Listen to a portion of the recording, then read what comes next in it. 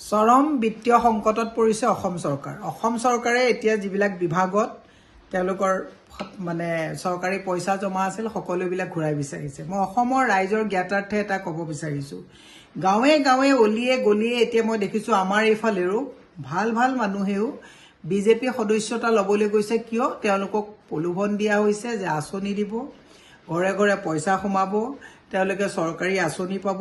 এই প্ৰলোভন কৰি ধাৰৰ ওপৰত গোটেই অসমখনক এনেকুৱা এটা পৰিস্থিতিলৈ লৈ গৈছে। আৰু মানুহেও আমাৰ মই বিশেষকৈ মাতৃ সমাজৰ কথাই কৈছোঁ, মাতৃ সমাজেও এই যে ধাৰ হৈছে গোটেই কক বকাই থাকিবলগীয়া এটা অৱস্থা হৈছে। অসমখন যে আজি তাৰিখত শ্ৰীলংকাৰ নিচিনা এটা অৱস্থালৈ গুচি যাবলগীয়া অৱস্থা হৈছে, এই কথাটো অসমৰ মাতৃ সমাজেও বোধগম্য হোৱা নাই। আজি তাৰিখত বিজেপি যিটো মেম্বাৰশ্বিপ হৈছে, মেম্বাৰশ্বিপটোত বিজেপিক বেয়া পোৱা মানুহেও মেম্বাৰশ্বিপ লৈছে। কাৰণটো কি? কিবা পাব, কিবা পোৱাৰ যিটো প্ৰলোভন। মই মুখ্যমন্ত্ৰী হিমন্ত বিশ্ব শৰ্মাক কৈছোঁ যে স্বাধীনতাৰ পিছত ইমান ধৰুৱা মুখ্যমন্ত্ৰী, অসমৰ ৰাইজক ইমান ধাৰত পুত খোৱা মুখ্যমন্ত্ৰী মই কিন্তু পঢ়িবলৈও পোৱা নাই, শুনিবলৈও পোৱা নাই, দেখাও নাই। ব্যৰ্থ হৈছে। ইয়াৰ পৰা হাৰিয়ানাত গৈ আপুনি কৈছে 500 টকাত গেছৰ চিলিণ্ডাৰ দিব, ইমান মিছা। ইয়াৰ পৰা আপুনি ঝাৰখণ্ডত গৈ কৈছে NRC আহিব, বাংলাদেশী NRC অহাৰ পিছত চব ঘূৰাই দিব।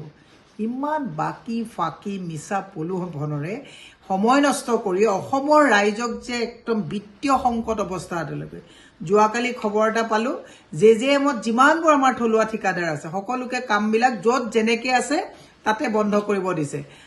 পানী পাইপ লগালে, বনাই থোৱা ৰাস্তাবিলাক খান্দি খান্দি নষ্ট কৰিলে, পানীটো ৰাইজে নাপালে, এতিয়া আধাত কাম বন্ধ কৰি থলুৱা ঠিকাদাৰবিলাক মোৰে চিনাকি কমেও 1 ডৰ্জন ঠিকাদাৰে কালি মোৰে কপালে হাত দি কৈছে যে বাইদেউ কি যে অৱস্থা হ'ল, এতিয়া আমি মানে কেনেকৈ কি কৰিম ভাবি পোৱা নাই। পাণ দোকান দিবলগীয়া এটা অৱস্থা। যোৱাকালি আৰু এজন ঠিকাদাৰে মোক ফোন কৰি পেলাই কৈছে যে বাইদেউ কেনেকৈ চলিম, গাড়ীখন লৈ পৰিয়ালটো পূজাত লৈ যোৱা কথা চিন্তা কৰিবলৈ বাধ্য, মানে চিন্তা কৰিব নোৱাৰা এটা অৱস্থা হৈছোঁ। মোৰ মাতৃ সমাজলৈ বিনম্ৰভাৱে অনুৰোধ, ফ্ৰী খোৱাৰ যিটো প্ৰৱণতাত অসম চৰকাৰে ধাৰৰ ওপৰত ধাৰ লৈ গোটেই অসমখনক আজি বিত্তীয় সংকটৰ অৱস্থা এটালৈ লৈ গ'ল, অত্যন্ত দুৰ্ভাগ্যজনক কথা। সেয়ে মই মুখ্যমন্ত্ৰী হিমন্ত বিশ্ব শৰ্মাক কৈছোঁ, হাল এৰি শিয়াল বহুত খেদিলে, ৰাজধৰ্ম পালন কৰক। অসমৰ মানুহক আৰু ধাৰত যাতে পুত খুৱাই থৈ নাযায় তাৰ কাৰণে আহ্বান জনাইছোঁ। থলুৱা ঠিকাদাৰক পইচা যিখিনি পাবলগীয়া আছে আদায় দিয়ক। এফালে ৰাস্তা গেছৰ নামত খান্দিছে, এফালে আপোনালোকে পানী পাইপৰ নামত খান্দিছে, পানীও নাই গেছো নাই, কিন্তু আপোনালোকে খান্দি খুন্দি আপোনালোকে এই ঠিকাদাৰৰ মানে ক'ৰবাত 2-4 ঠিকাদাৰক লাভৱান্বিত কৰিবৰ কাৰণে অসমখন ধাৰুৱা কৰিছে। দুৰ্ভাগ্যজনক কথা। সেয়ে মই অসমৰ মাতৃ সমাজক হাতযোৰ কৰি অনুৰোধ জনাইছোঁ, ধাৰত ফ্ৰী ল'বলৈ গৈ যুৱ প্ৰজন্মক যাতে আপোনালোকে এটা ধৰুৱা অৱস্থাত আত্মঘাতী কৰিবলগীয়া অৱস্থালৈ লৈ নাযায় তাৰ কাৰণে আহ্বান জনাইছোঁ।